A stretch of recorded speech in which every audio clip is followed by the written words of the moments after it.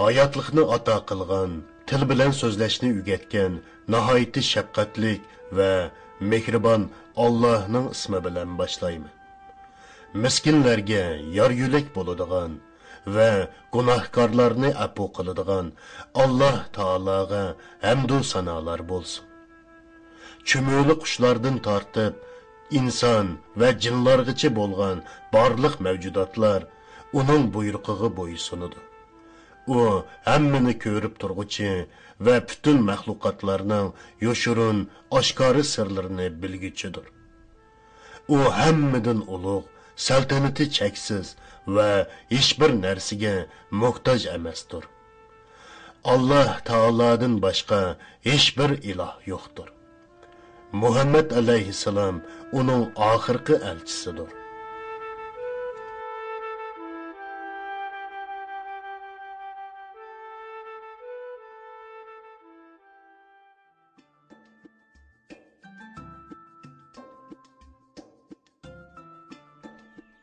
Canım ana, namaz İslam'ның bir şartı şundaqmı? Şundaq umaq oğlum, namaz İslam'ның 5 şartıdan biri.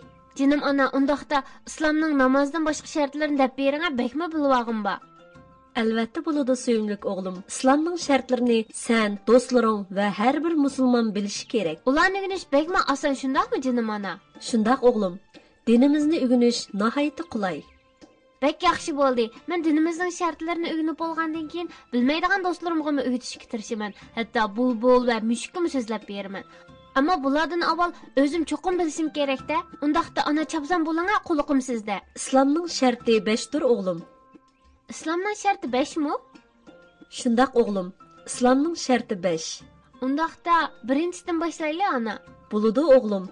Aval İslam'ның şartlarını dep ötəyli. Bir başdan sözləb beriңə əmsə. Buludu oğlum. Aval o 5 şartını dep ötəyli. Buludu ana. Birinci şartdan başlan əmsə.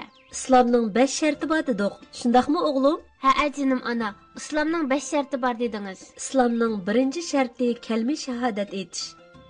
Yani Allah'tan başqa heç bir ilahның yo'qligiga, Muhammad alayhissalomning uning elchisi ekanligiga ishonish.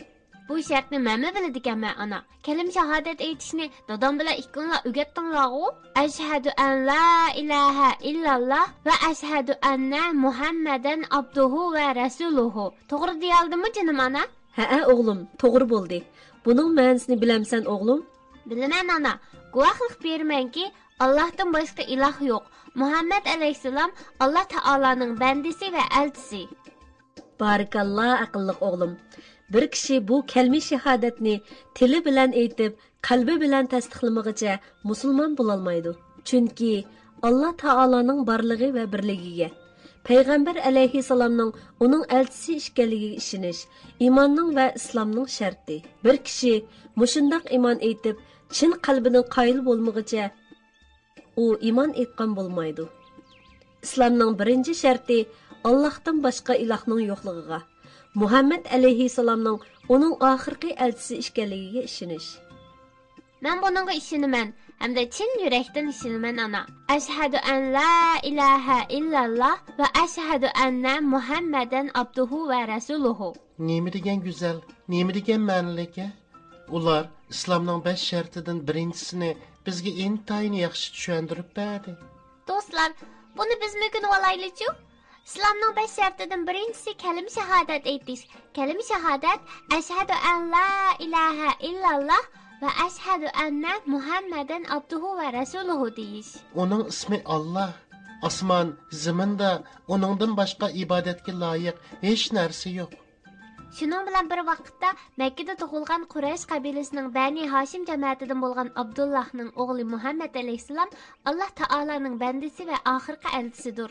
Suyumlik bulbul, İslamның 5 şartidan birincisi bo'lgan kalima shahodatni bak yaxshi o'rganibsan. Biz hozirla makonimizga ketaylik va boshqa do'stlarimiz bilan ko'rishib, ularning fikrlarini anglab baqaylik. Joyida gap qilding do'stim. Başqa do'stlarimiz bilan ko'rishib, ularning fikrini anglab beqish aqlona bir ish. Undaq bo'lsa, darhol yo'lga chiqaylik.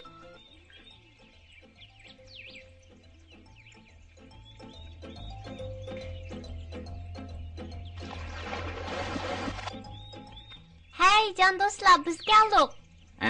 Qizg'in qarshilimiz xush kelibsizlar. Sizlar ham shu gullarning xushidini purab, bu yerga keldinglar-ku deyman. Albatta güzel tabiat ve saf havada sayli qilish salomatlikka foydali. Suyimlik baqa, biz sayli qilish uchun emas, hammamiz uchun muhim bo'lgan islomning 5 shartidan birinchisi bo'lgan kalim shahodatni aytib berish uchun keldik. Bu haqda sening fikringni anglab baqaylik. Allah sizlardan razı bo'lsin do'stlar. Haqiqatan mening fikrimni anglamoqchi bo'lsanglar, hozirla aytay. Avval sizlarning islomning 5 shartini so'zlab bermoqchi bo'lganinglardan intayin xursand bo'ldim. Qarindoshlar, islomning 5 sharti insonlarga bo'libmi yosh o'smirlarga yaxshi tushuntirilishi kerak. Chunki Alloh taolaning borligi va birligiga ishonish, payg'ambar alayhisalomning uning elchisi ekanligiga ishonish iymonning ham islomning shartidir. Endi ruxsat qilsanglar, huzuringlardan ayrilmoqchiman. Birdan keyin ko'rishaylik. Paqajib aldirab ketib qoldi. Bir obdan paranglashvatdik. Endi parangimizni kim bilan davomlashtiramiz? Agar xohlasanglar, men bu vaqtdagi ko'z qarashimni o'ttirga qo'yib baqay. Chunki bundaq muhim temalar texmi yaxshi va aniq tushuntirilishi kerak. Vah, Timsoq birodar, seni ko'rganimda intayin xursandman. Bu yerga kelayotganimda seni suning ichida ko'rmabdiman emasmi? Seni yo'q o'xshaydi deb ko'nglim behirim bo'lgan edi. Bu tema haqida sening bir qadar cho'nqur tushunchaga ekanligingni bilamiz. Qani sening fikringni anglab baqaylik. Timsoq birodar, bulbul to'g'ri deydi. Bizga hozirla islomning birinchi shartini aytib bergina. Albatta bo'ladi do'stim mushuk. Undaqda hammanglar gapimga quloq solinglar. Biz yashayotgan bu koinot ulug' yaratquchimizning borlig'ini isbotlaydigan sonsiz dalillar bilan to'lgan. Nagili qarasak, u cheksiz qudrat egisi bo'lgan Allohdan bir iz. Qayergili borsak, karamlik Allohdan bir asar uchraydi. Olamlarning Rabbi va yegona egisi bo'lgan Alloh taologa guvohlik beramanki, Allohdan boshqa iloh yo'q. Muhammad alayhissalom Alloh taoloning bandisi va elchisi. Ashhadu an la ilaha illalloh va ashhadu anna Muhammadan abduhu va rasuluhu. Guvohlik bermanki, Allohdan boshqa iloh yo'qdir. Guvohlik bermanki, Muhammad alayhissalom Alloh taolaning bandisi va elchisidir. Vah, suyimli do'stlarim, nima degan yaxshi kalim shahodatni nima degan go'zal aytdinglar. Atrofimizda yuzlarcha, hatto minglarcha rengarang gulchechaklar bor. Ama en güzel gülçecek kelime şehadattir. Dostlar, hammalarga chin ko'nglimdan salom. Kepenak bilan gulchechaklar ustida uchib yurganda sizlarni ko'rdimda darhol bu yerga keldim. Islomning shartlaridan biri bo'lgan kalima shahodatni deyishayotganinglarni anglab, qanchalik xushal bo'lganimni aytib bera olmayman. Qadrli do'stlar, hammamiz birlikda yana bir qatim aytib boqaylik-ku. Ashhadu an la ilaha illalloh va ashhadu anna Muhammadan abduhu va rasuluhu. Yiroqdan paranglarni anglab, quloqimga shunday xo'sh yoqdiki, hayojonimdan turamay, yeninglarga keldim. Islomning birinchi sharti bo'lgan kalima shahodatni nihoyat go'zal va yiqimliq aytdinglar. Undaqda do'stlar, islomning ikkinchi shartini biladiganlar bor.